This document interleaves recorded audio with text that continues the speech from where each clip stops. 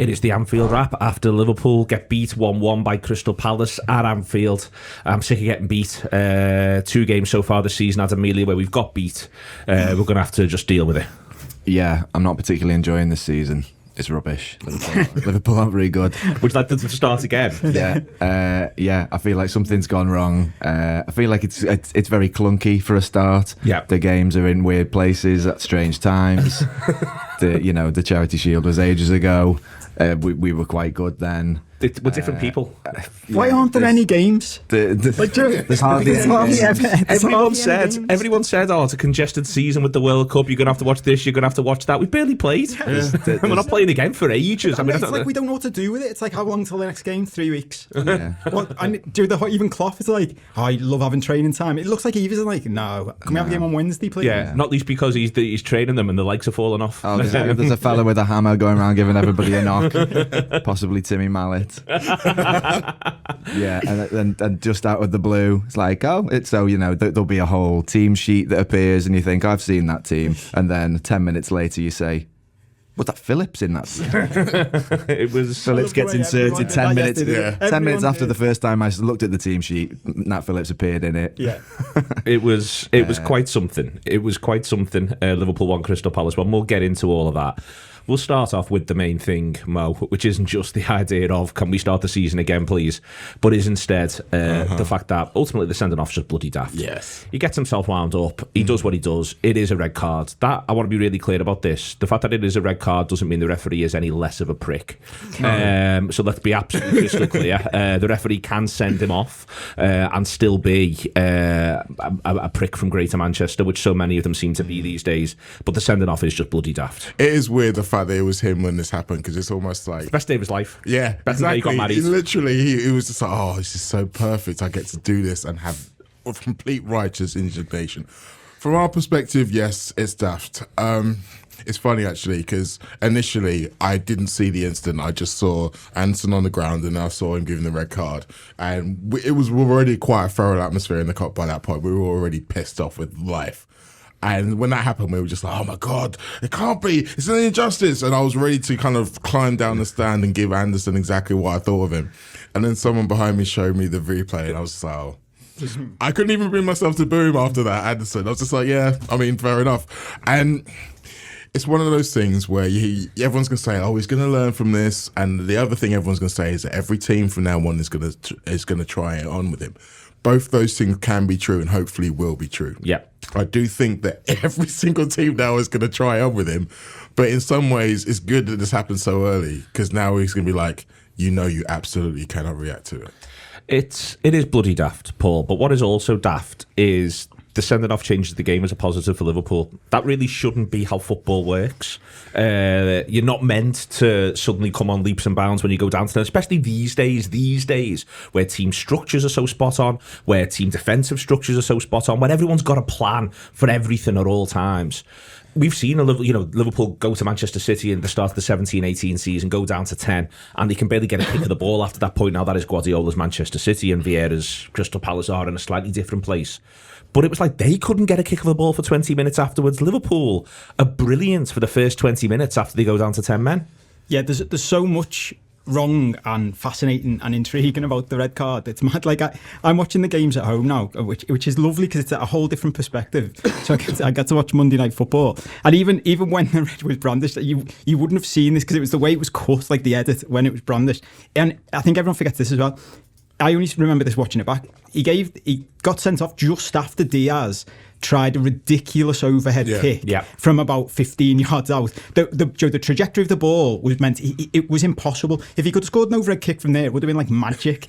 And the way Sky edited it was they showed the overhead kick, then they cut away, then they cut to the ref, and I'm furious at Diaz at this point, and the ref shows a red card, and I'm like, that's a bit harsh. It's a ridiculous decision, but a red. And then after the game, there was a bit with Carragher showing the footage again, and I loved how indignant Carragher was about it, but not because, like we're all saying, it was stupid. It was because the ref was looking straight at him. Like they had this angle, I don't know if you've seen it since, from like zoomed out, where, because it shows you Nunez remonstrating with the ref. So you're thinking, well, where is he?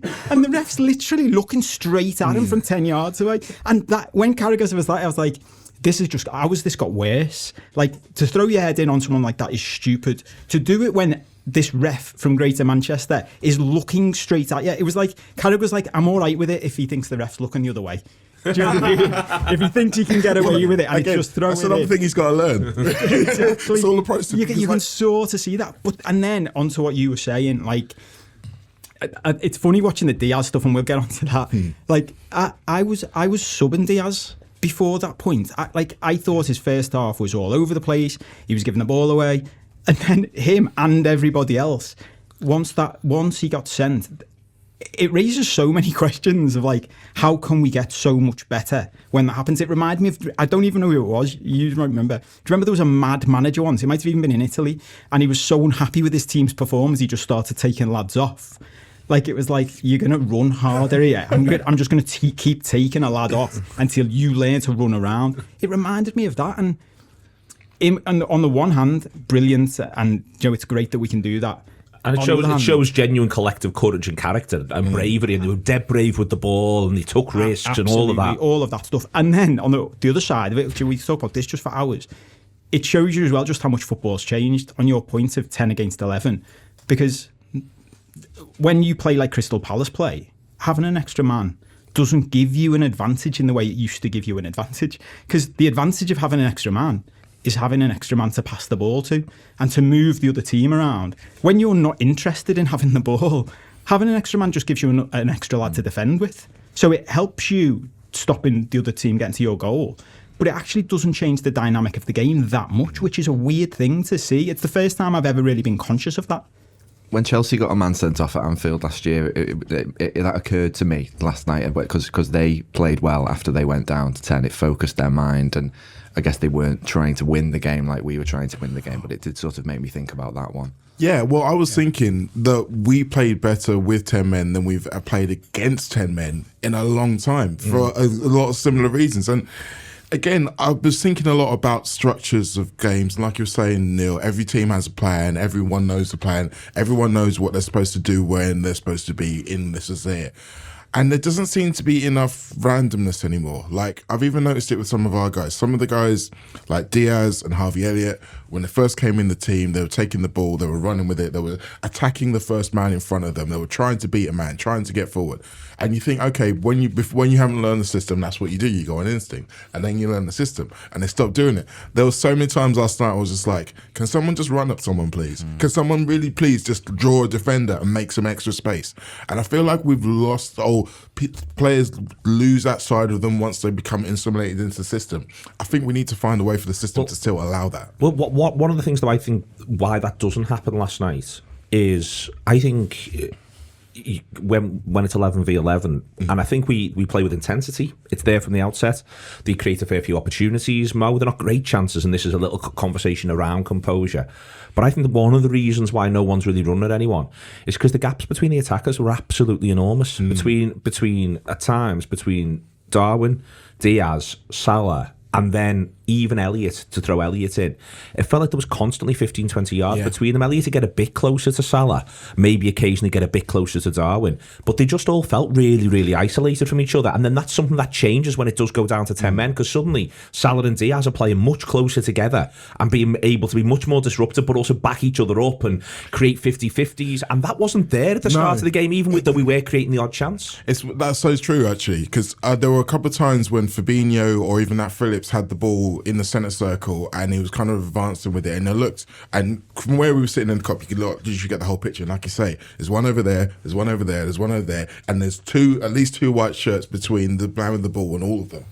And it's very much as just like, you need Bobby in this situation. That's kind of what he does, is he knits everyone together. And something else that kind of is a product of that, I remember the days when I used to see a team coming to Anfield with three at the back, and I'd be like, sweet, we're going to win this game because we can tear three at the back apart. Because what Bobby does is that he creates havoc. He looks the guy in the middle who's normally there to sit at the back and kind of cover. He feels like he has to come forward because the other two are kind of matching the other two. We've got overloads on either side. And the way that our system works just seems to tear it apart perfectly.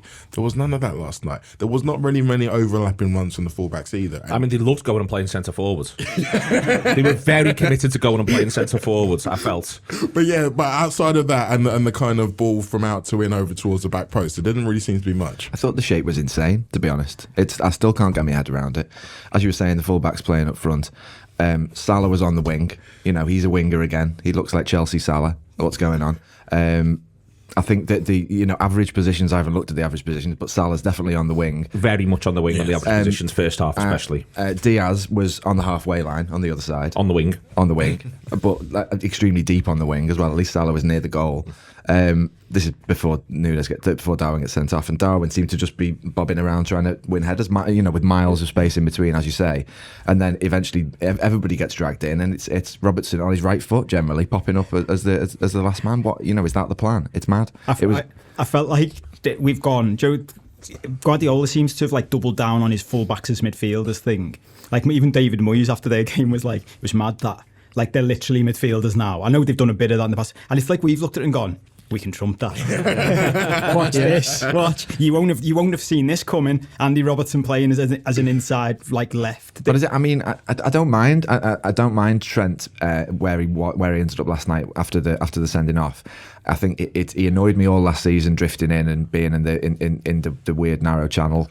But I don't mind what we did with him last night. And I thought he was actually really good. He was really good when we went down to 10. But it was really good when we went down to 10. And I think just to go back to what we were saying about going down to 10, I don't think it's anything necessarily to do with the one man disadvantage or us suddenly getting bitten on the bum and deciding to wake up. I do think it was because the shape was better without Darwin there or without the front three doing, as I said, their average positions of insanity. Having Robertson being the player who's on the end of all of these things, he is our least most likely scorer probably.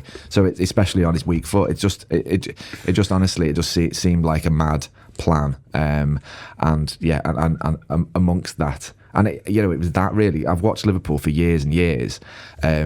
Deciding to play well just as it's probably too late, and that was that was what we did last night. And generally it's because you've gone 2 goals down or something, or gone a goal down, and you think, well, we might end up with a draw here. And that was it was like that last night, except it was a sending off, and it's that, to be honest, is I'm still processing this, Neil, and I haven't eaten much today. I haven't watched any of it back. And I'm just, I don't know, this is why I'm going more general with it, because I feel like it's almost like that is what Liverpool are like we are good just as it's probably about too late, and that's not good enough. Well, this is why, Mo, within it all, why there was oddness. Now, to be clear, I think Milner should score first minute. I think it's a good opportunity. I think it's actually a better opportunity than its expected goals rating, which I did about 0.15. I thought it was a little bit better than that, taking into account where everybody was at that moment, and the fact that all he needs to do, I would say, is show a bit of composure. And that was, we've criticised the positions they've ended up in, but I felt even allowing for that when they were for the first half an hour, when it was 0-0, when they were getting around the Crystal Palace box, the thing I wanted to see was just a little bit more composure. Yes. So I think if they'd have shown a little bit more composure, they would have found the way to the back of the net. I think that the for the first half an hour, the intensity was there, but I thought that the intensity being there, the fact that they do start fast, well, they start fast. The fact that it was almost, and this is why we're all bell ends and football's hard, is because if anything, I'd say they're almost starting too fast. They were really, really anxious. Really, I thought they lacked composure. But the one thing they did was they got around the Crystal Palace penalty area and they were able to make things happen, just not in a calm way. No, you're right. There was that kind of anxiety, that kind of anxious energy towards it. And the times where we start fast is because we know that getting a goal and maybe then getting 2 goals changes the opponent's game plan. That's the easiest and quickest way to get the opponents to change what they're doing, is for us to score goals. And you get the feeling that there was a little bit of okay, once we've got that goal, we can settle down, because obviously they're aware of the fact that we didn't win the first game. And so everyone's coming into this thinking, okay, we just need to win this game. We just need to win this game. It doesn't matter anything else. So get the first goal on the goal, and then we'll go. And it was a bit more anxious. And there was times when we were playing really well, and we'd play half an hour where we're building, we're creating chances, not taking them. And it was 0-0 at half time, and I'll be in the concourse just thinking, we're sound. We're going to win this game 2-0. And we would. And that confidence and calm assurance that I had that these guys are going to get there is normally because the players have got that as well. And I don't think the players had that last night. And we certainly didn't. There was maybe something about the bench options. That was something we were talking about. There was no strikers on the bench. I think that sort of game is not massively unusual. The first half hour, we see that sort of all the time. But then Mane scores or Jota scores, and those two players. I think that these sorts of games. Maybe I'm being a bit unfair on the players we have there. Obviously, Salah scores every game as well, but I feel like those sorts of games, a little bit of a scrappy, just somebody banging it in is what you need. On the idea of the lack of composure, this is where I think it's interesting post-match when he is talking about how disrupted they felt all week, because that was the fact that they weren't calm, and the fact that I don't think that calm was ever there. I don't think the calm's even there when it's 10v11 and they're playing better. I don't think they calmed down all the way through the match. No. They seemed agitated, and what he's saying afterwards suggests that they've not had an air of calm about them. Now, what I would say is, and what he would say, to be absolutely honest and fair, is, well, it's his job to ensure that's present, and he would say that, and he would acknowledge that. But that's where I think there is a little thing here where clearly at the minute something, he uses the metaphor of the idea of we feel like there was a witch at the training grounds and all that sort of thing. That's just him talking in the aftermath of the game. Is that what Klopp said? Yeah, whatever there is. I said Timmy Mallet. Timmy Mallet, it's very similar. Very similar. We feel like there's a Timmy Mallet at the training ground.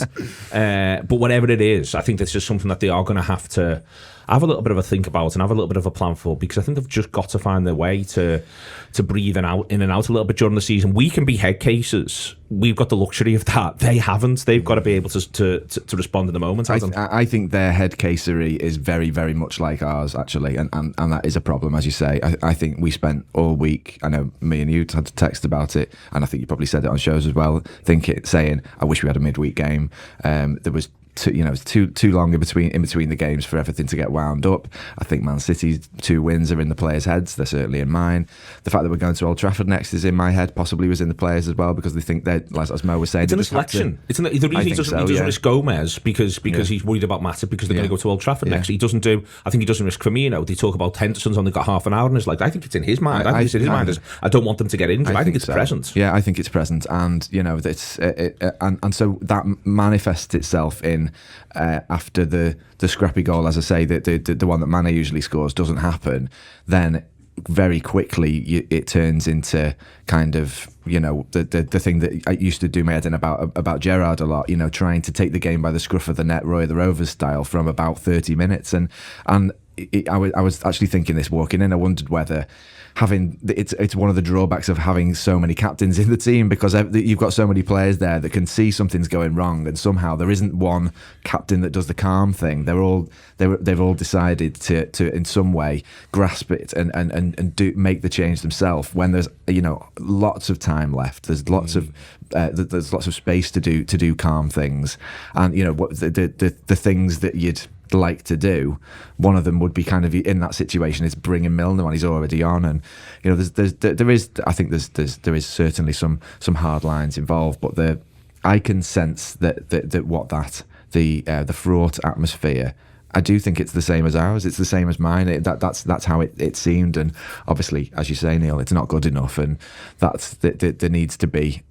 I don't know what needs to happen, really. Maybe they need to get beat, or maybe they need to feel like they've got a mountain to climb.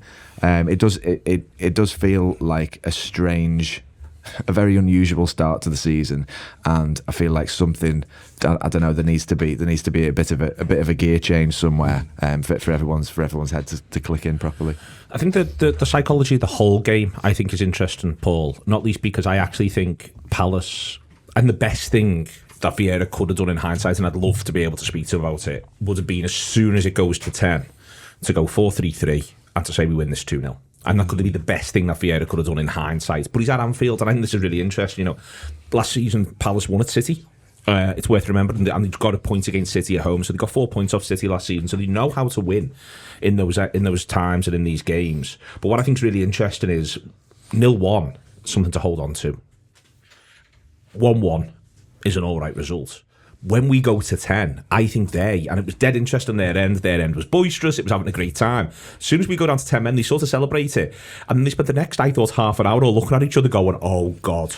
And I thought their players did a bit of that as well, because suddenly you go from, we should not be favourites to win this game, even at 0-1 with half an hour left, we shouldn't be favourites. And suddenly what they're thinking is, hang on, we should win this. And I thought you got to see that, and I thought you got to see Liverpool flip the other way. And I think all of that through the game, I think that there's Liverpool issues for the first hour, and then I think there is actually a Crystal Palace issue with, like, why aren't we on top? Why aren't we running this game? And they can't really cope. Yeah, I think the psychology of this game, and the psychology of the two games we've played so far in the wider sense, which I'll come on to, but the psychology of this game is fascinating. Even when we scored after we'd gone down to 10 men, and I'm sort of making some notes watching it because I knew I was going to do this today, and I thought to myself, actually, it's not a bad thing if we don't score dead quick here. Like, I'm quite happy if we score our second goal in the 85th minute, because we're on top. The psychology of this game has become weird. We've gone down to 10. You couldn't really hear on the telly, but that makes sense what's happened with the crowd. They've started to worry now, because all of a sudden they're like, hang on, is this a good thing? Or, like, would this be a good result at 1-1? Because I'd forgotten that as well. They won at City last year. So you would, in sort of the wider history of football, even at 1-1, you've got 11 men at Anfield. It's your opportunity to go and win Anfield. And that just didn't happen. They didn't try and do that. And I think that's fascinating in itself. But I was thinking to myself, well, the way we've started dominating this game, as soon as we go 2-1 up, on the assumption that's going to happen because we've started battering them, that could swing completely again. Because our lads then start going, right, we need to hold, because we've only got 10. They're looking at each other going, we've only got 10 lads. That's why here. he was holding on to the last sub. I think our manager was holding on to the last sub because he was thinking, if I need to do one more, which involves after it goes 2-1, if I need to do one more, I need to make sure I've got one more I can do. Yeah, I agree with that. And as well, I think there's a really interesting thing on the one more that ties into the last game. And this is a psychology in theory versus real life point. When we came off the back of last season, and you get to look at the fixture, you get to look at the results, and you get to look at the win, lose and draw columns, and you get to see that City lost more games than us, and they still won the league. We get to say, draws killed us. Can't afford draws, and they were saying this on Sky, a draw's like a loss, a draw's like a loss, a draw's like a loss. That's fine in theory, because you get idiots like me going, well, the thing about 3 draws is you better roll in the dice, because if you win 1 and lose 2, you've got the same points. If you win 2 and lose 1, you've got more points. That's Guardiola, that's Alex Ferguson, one of my old favourite topic. That's fine in theory, when you can look back and do the points totaling.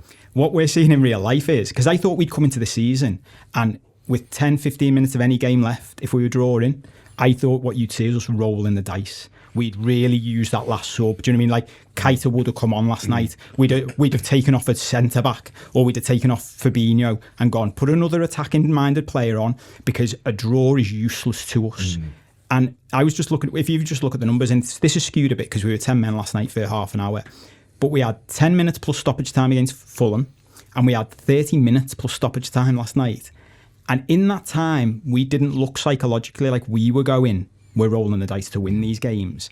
And that makes sense in real life. Yeah. Because it's all right for me to say, yeah, but roll the dice and you might lose, but you'll win. I think we're a little knackered. But I think that's not even the main problem. Like, it's nervous energy, I think. I do think that. But I think on this point, it's that if you roll the dice, you could lose 2 games. And it's all well and good saying a draw's a defeat. It's not. A draw gets you a point, and a point could win you the league. City literally won the league by 1 point, and one of their draws won them the league. And I think that's the problem in real life is, if you're Klopp, you're going, oh, well, all right, mate, like Copy on the internet. Like, it's easier said than done. You're the manager. You're going to lose 2 games on the bounce, are you? You're bottom of the league with Man United now. Well, this is it. This is the other thing I was going to say. In that scenario where you lose 2 and win 1, if you win the 3rd one, then those 2 weeks where you've lost the first 2 are going to be rough, and you don't know how much that's going to take out of them. And obviously the other thing to think about is goal difference, because you can lose 2 badly and win 1. All right. And then you're still actually at a deficit.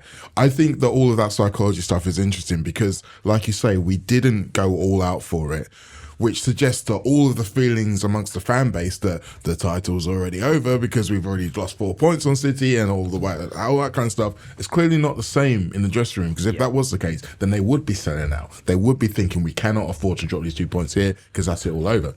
The thing that I think the most interesting about the way the conservativeness or the attackingness of Klopp himself rather than the actual team is the injury situation. I think if we think back to that time that we've all tried to forget 2 seasons ago, there was a lot of those kind of weird selections, like kind of like ultra pragmatism, where Klopp was like, because I haven't got as much of my squad, I can't be as more as adventurous as I have to be. I have to be more pragmatic. We saw it with Tsimikas. It was like, well, because everyone else is injured, I have to keep Robertson in, so Tsimikas is going to play, and all those kind of decisions. And I don't know, maybe I'm reading too much into it, but the fact that we've had so many so soon, I feel like that's bringing that in. Because I looked at Gomez in that second half, and I was livid that he wasn't playing the first half. I honestly, like, I was almost like, if he hadn't played at all, I'd have been happier. Yeah. But and again, I think me and Ben said he better not bring Gomez. He's seething. Even as Gomez plays great ball after great ball, covers the ball again, wins it back again, wins another challenge. Go on then, you. Be brilliant again. And it's really easy to look at Nat in that team as the weak link and the odd man out and etc. etc. And yes, you can look at his contribution for the Palace's goal, say that he was caught square, and it wasn't the only time he was caught square. I look at that, I'll actually go back and think that Gomez might have been caught square, but he would have caught up to Zaha before the ball had gone. He would have been able to deal with that issue. And the fact that he wasn't there, and Nat Phillips was. It's starting to do my head in this thing though. You know, like even on Sky, they were doing this whole thing of. Liverpool centre-backs don't cover for each other. Liverpool centre-backs don't cover each other. Like, that's just like, it's like hands up. Like, if you freeze frame that goal, right? Nat Phillips is Nat Phillips. I think we've all accepted this. Yeah. And the problem with Nat Phillips in that moment, and better players than him have made this mistake. He doesn't stick or twist. He doesn't actually close the ball because he doubts himself for a split second and then you're gone. But if you freeze frame it, as Zaha starts his run, Van Dijk is 3 yards ahead of him.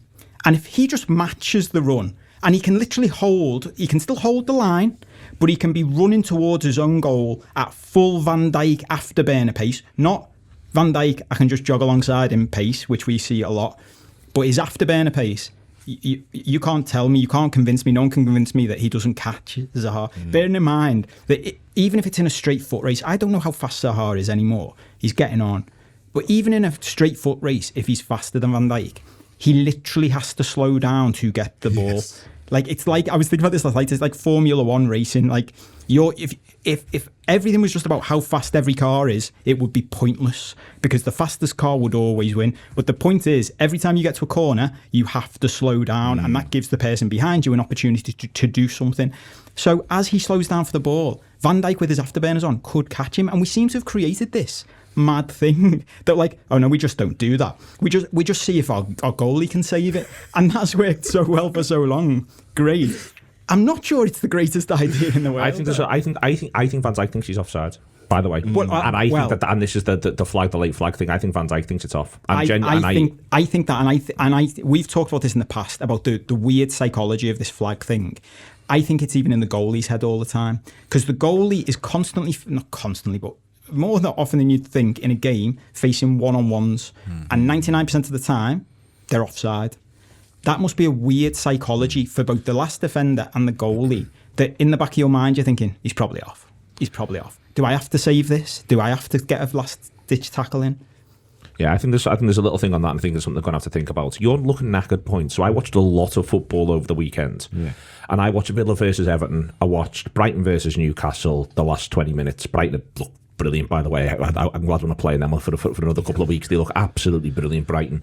I watched Fulham, the back end of Fulham Wolves, because of the way the time into the game's finished. I watched Brentford versus United, and I watched Chelsea versus Spurs. That's a lot of football. Everyone looked knackered last 10. Everyone looked like Villa. I mean, the poor lad's got himself, the new sign, and ends up getting himself an injury. Yeah. Villa were on the knees last 10. 4 or 5 Everton players were on the knees, but the new signing had just come off the bench, so he had a burst of energy that no one could cope with. Brighton were on the knees, even though they played ever so well. Newcastle looked done in.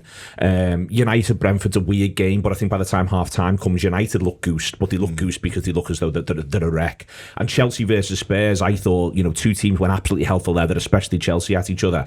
And last 10, Chelsea were just dead wobbly. I think that this is in part a start the season thing, but, and this is where I'm going to be critical of Liverpool, and critical of Liverpool against Fulham, and critical of Liverpool in this one against Palace. this is why you want to be going in 2-0 up. This is why you want to actually leave it all on the table first half, because if you're 2-0 up, Palace are also knackered.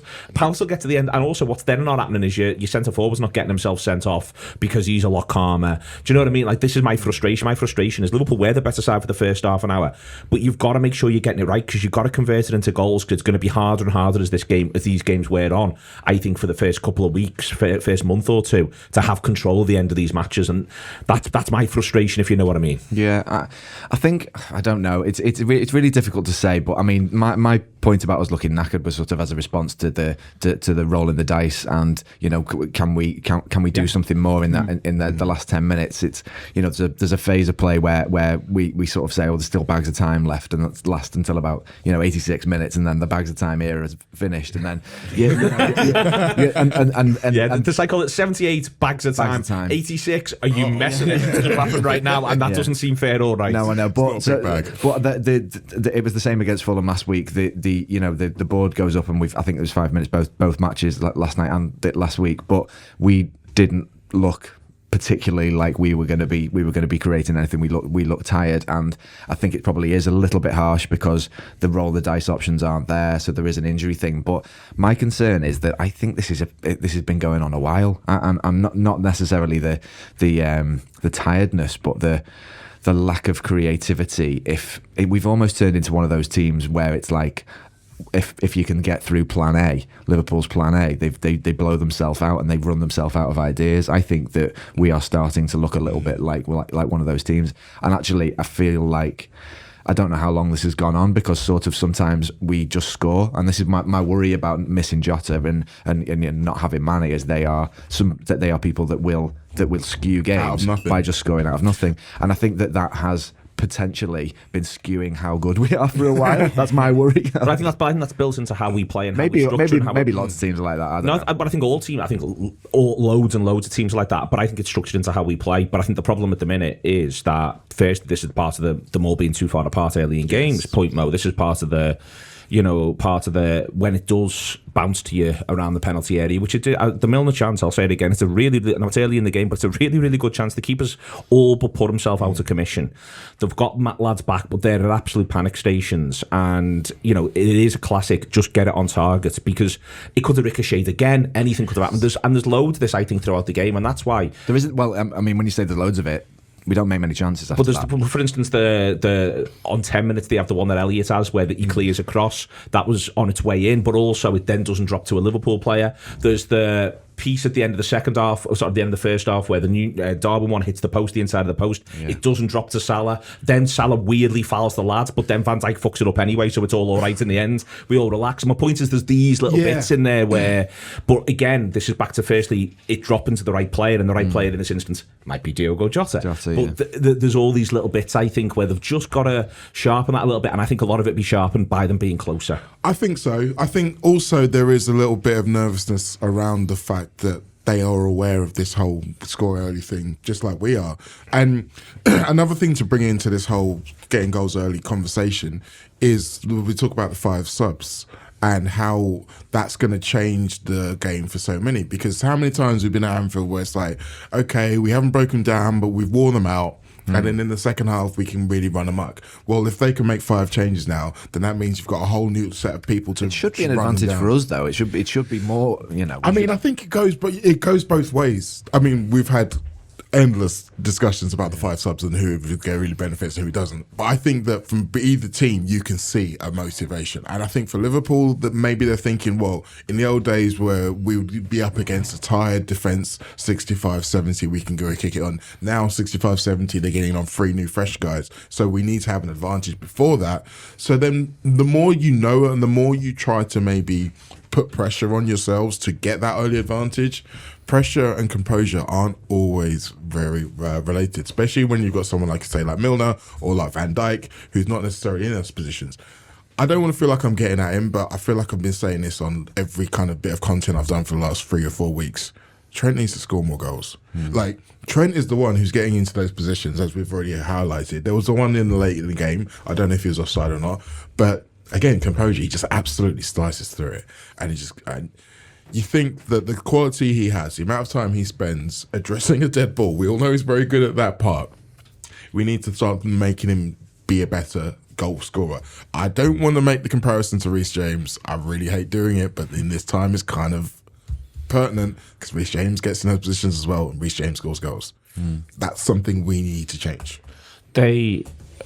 Paul, to accentuate a massive positive, it's a glorious goal from Luis Diaz. It really is. The more you watch it back, the more you like. I think he's blind alleyed it massively. I think I literally went, "Don't do that," as he pulled his foot back to shoot, because I think he's ended up all the way over there in the space on the other side.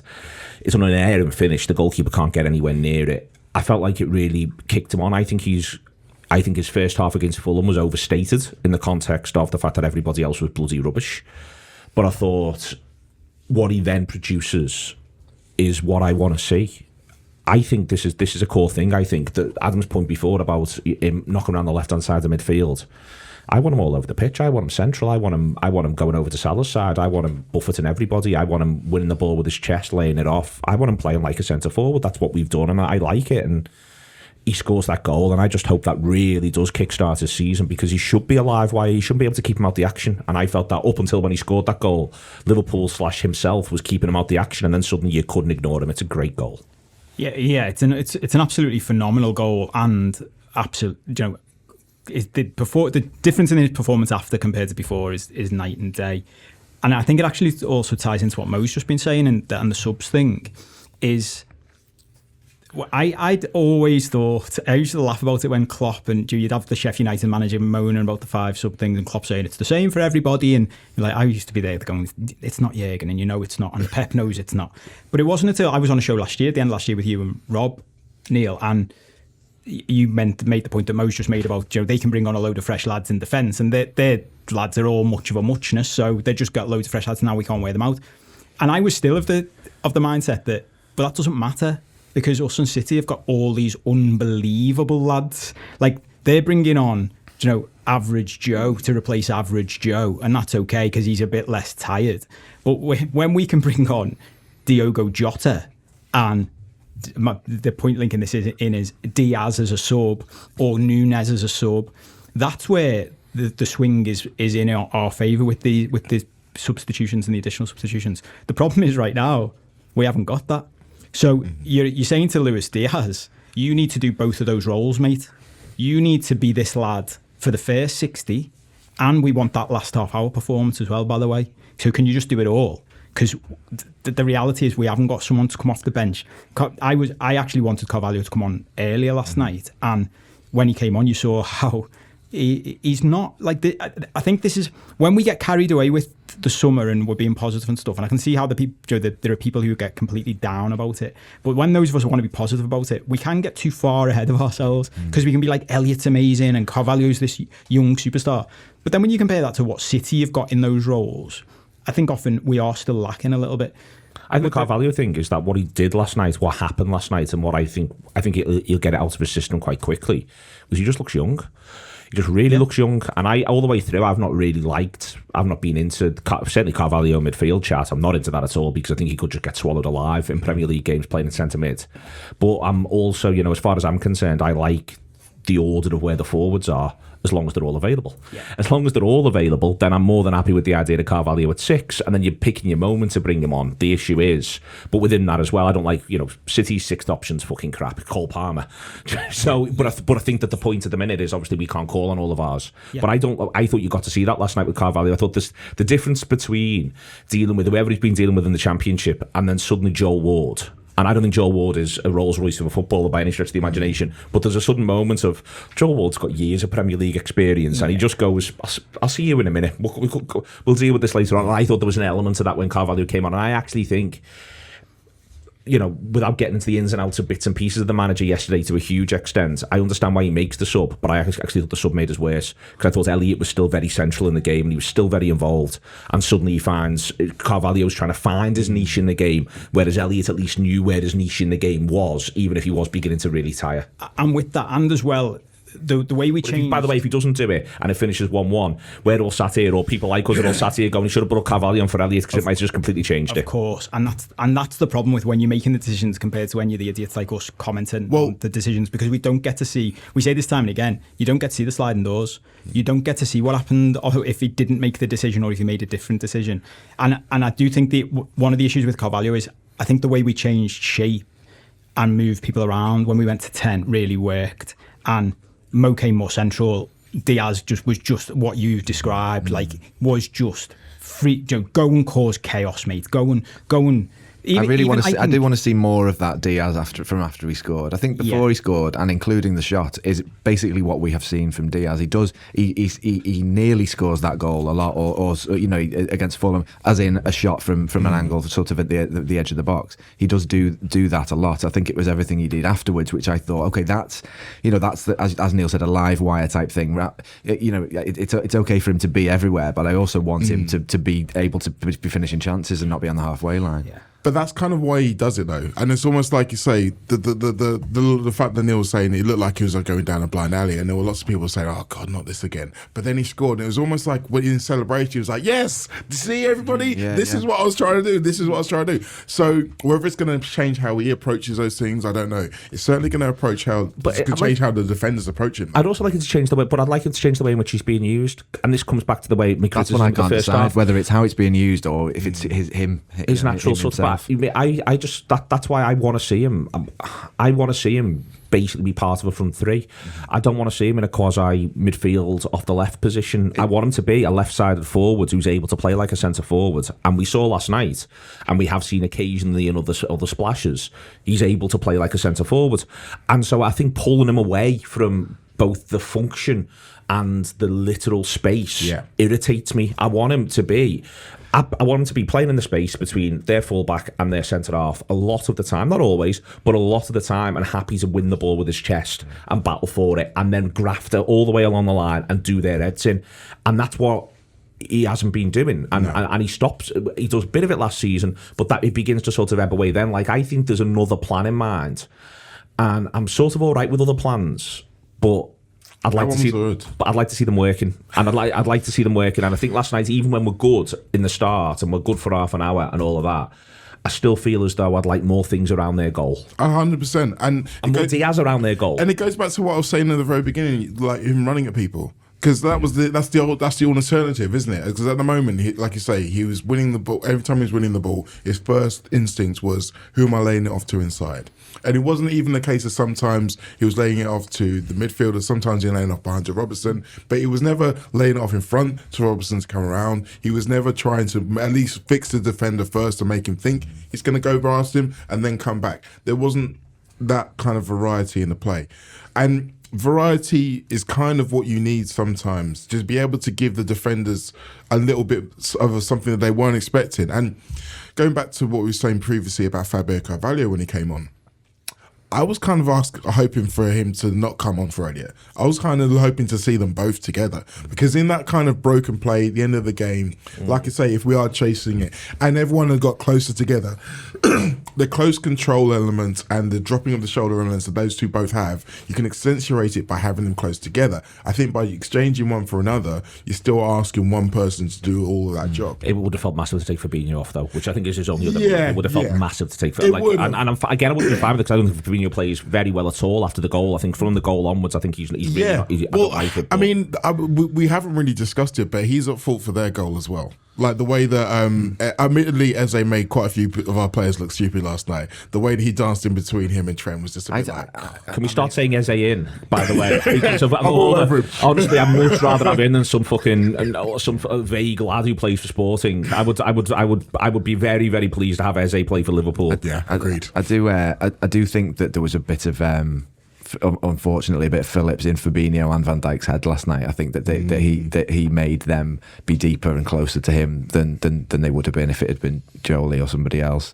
But yeah, and unfortunately, again, no insult to him. He's a limited player, and it did prove to be, the thing that as soon as the team sheet dropped, even though it took me 10 minutes to spot him, obviously Palace had a whole hour of deciding. They've got some football professionals as well, and they can read. Yeah, they're better than me. Probably. I'd love the image though of in their dressing room, like it was only 10 minutes before the game. Someone went, "Is that Nat Phillips?"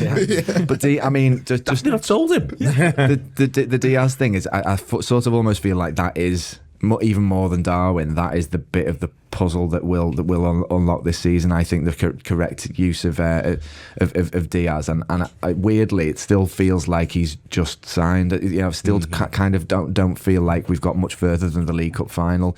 As in really good solo performances, leaving it all on the pitch, but can't quite figure out how we're all linking up with him. And I mean, just to go back to, this is a massively long callback, but when we used to say McManaman was a player out of time, and you'd love a McManaman now, a modern sort of McManaman, that could be, that could be Diaz. He could be that, as you were saying, on the left of a front three, be it, but a more muscular version, getting it on his chest, doing everyone's head in, and still getting to be the solo dribbler, long shot, goal man. It's just the link up. I'm not sure who it.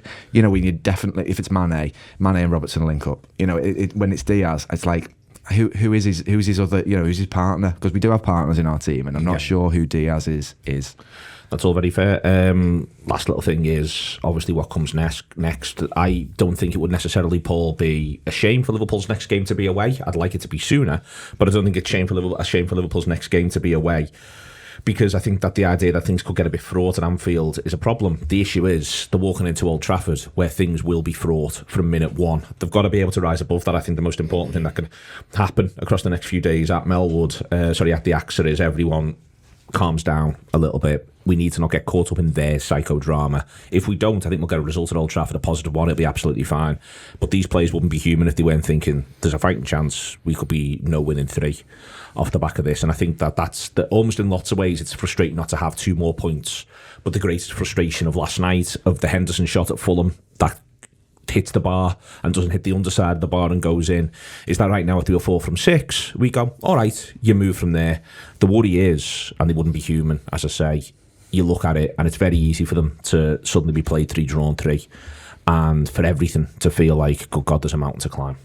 Yeah, it's such a weird one. I literally stopped myself sending a jokey message last night to groups of mates saying, yeah, but it's Man United away next, so you couldn't ask for a better fixture because we'll batter them. And I stopped myself saying it because when I went to say it, I was like, well, you're tempting fate here. And you could ask for a lot of better fixtures. You really absolutely. Could, because they're not going to be as spineless and as soulless again as they were for the first half against Brentford. Well, the reality is, at the very least, they're going to run more. They're going to have to. Like, I know there's all kinds of stuff in it. It's interesting seeing how his head might be going already. Ten Hag's like just making them all run 14 kilometres the day after a massive game in like ridiculous heat. I get the old school psychology of it. I can imagine his medical staff and the squad going, what are you doing, mate?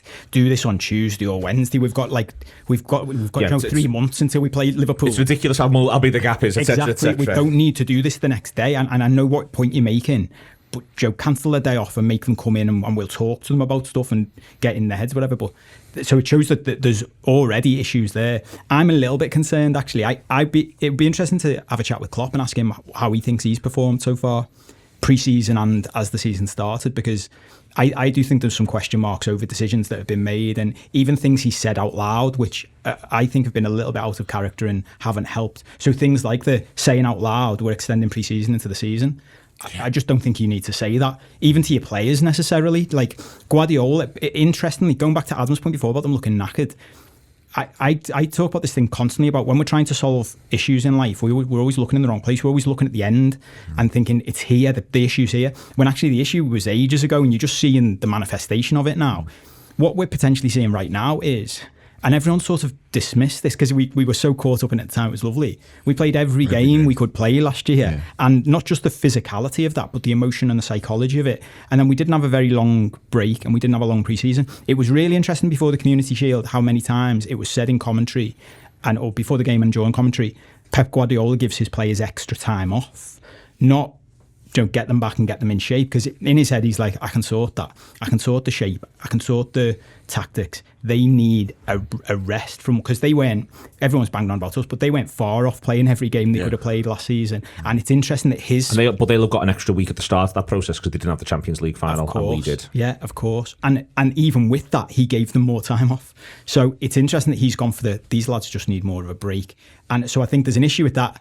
It goes back to Adam's point before, which I think we should bring head casery into like common parlance, because I do think it's the age old, your greatest strength is your greatest weakness. The manager's head case, the squad's a head case, the crowd's a head case. When that is all in sync and goes well, it's brilliant. When it's not great. I'm not sure it's a good idea to be saying before and after the game, it felt like there's a witch in our training ground this week. You're like, mate, I don't think any of us need to hear this, and I don't think you need to put that in the mind of the players, because I think what's happening now is, I think it's mainly muscle injuries, isn't it? I think you've got a load of lads there who are like, my body's just catching up with me from last year, and the issue now going into that We're game about one is, injury away from Ray the Egg popping up again, I think. Well, he's out there somewhere. We're in Ray the Egg territory. I think we are. I think we Hi, could Ray. be. And I hope he does pop up. I hope he does. Good to know he's well and fit. Yeah, like Fit and firing. generally speaking, yeah. I think it's mad that it's such a big game when we should be. If it was Man City going there, United and City would be thinking, how many? It's stopping me enjoy Man United's downfall, to be honest. I haven't been able to enjoy it. To be honest, whenever we play after them, I'm always kind of reluctant anyway, because we've seen it happen. I mean, I just need to say the words 6-1-7-2. Everyone knows what we're talking about. But I do think, like to your point about Ten Hag going too early, if I was him, I would have at least waited until we'd played.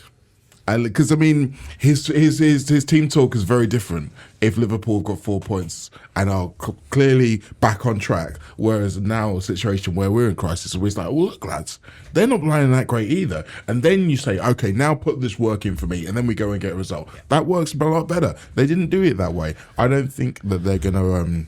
I think they're going to regret that. I really do. I really don't know what we are expecting from them. I mean, I know they've been very poor. Also, as I say, I'm not sure how good we are at the minute. Do we remember? I'm not sure what's going to happen in between now and then, and I don't. And it's always a difficult place to go. I know we've won there 2 seasons in a row now, and I feel like we had beaten our own mental hoodoo, which has existed for years and years around. I think that as well, and that's big for this. I do. One other thing that's big, if we remember just before the 5-0 last season, there was a lot of talk about them not running. There was all the thing with Solskjaer saying they're not running, they're not pressing people. So what did they do in that game? They tried to press us like an idiots, and we kind of played around them. So if they are in that kind of, we have to prove our point, we have to prove that we can do X, Y, Z, then good. Yeah. Because that means they're again vulnerable. Well, last bit, go on, Cole. Sorry. I was just going to say, and look, to balance out a bit, because I feel like everyone's sort of piled on top of them at the moment, including me. And it came up before when everyone was talking. I do think there's a huge part of this, which I always come back to, and it's like, no one wants to think about this, but there's a huge element of randomness in football, even at the highest level. And in another universe, we're sitting here with 6 points, because even last night, you say Milner should score after 58 seconds, and if Milner scores after 58 seconds, we batter. That's what I was thinking about Diaz's shot against Fulham. He has a very similar shot. Exactly. There's that one, and then there's the one he hits the post. We hit the bar as well. Jordan Henderson hits the bar in the last minute. If that dips in, we run away and we go, we got the 3 points. These things happen. No one's great this time of the season. That's the whole plan. And even last night, I was sort of going through the key points of the match. Nunez has a one-on-one, like 5 minutes before he gets sent off, and he completely miskicks it. Completely miskicks it. If he slots that, or if he slots the one that he also miskicks that goes against the post, again, it's a completely different game. And I think, having just criticised him, I think the build-up to United is going to be reminding these lads that they're absolutely boss, and they should go to United with this newfound mentality that we've had in recent years. And look after the game and go from there. Thank you very much to Andy Heaton for producing, Paul Cope, Adam Melia and Mo Stewart. The big picture is hugely annoying. Liverpool may have been good for 3 points in the end, and they may have had hard lines at Fulham, but I hate mitigating circumstances and never want to hear about them. I prefer to have points. Better to have points.